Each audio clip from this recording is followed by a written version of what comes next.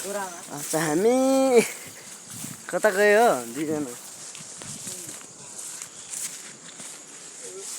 बाबा मम्मी भाइ म यो दाइले कामै गर्दैन है भाइले बोकेर कामै घाँस काटेर घर जानु लाग्छ खानु कान्छ ओ धेरै कक्षाहरू घर जानु लाग्छ अब चाहिँ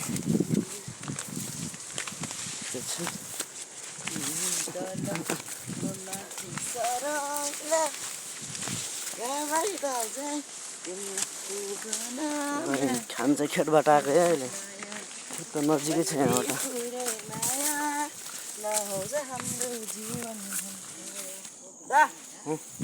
आमा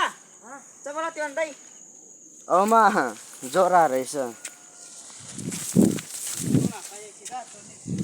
पहिलो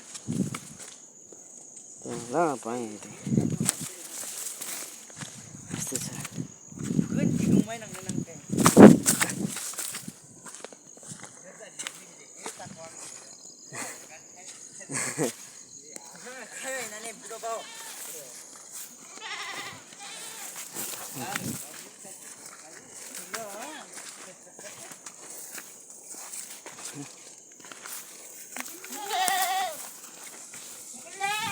बाख्रा यति छ रहेछ अहिले त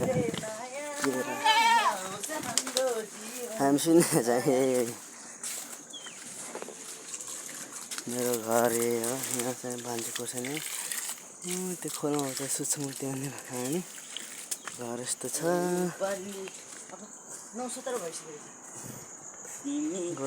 त्यस्तो छ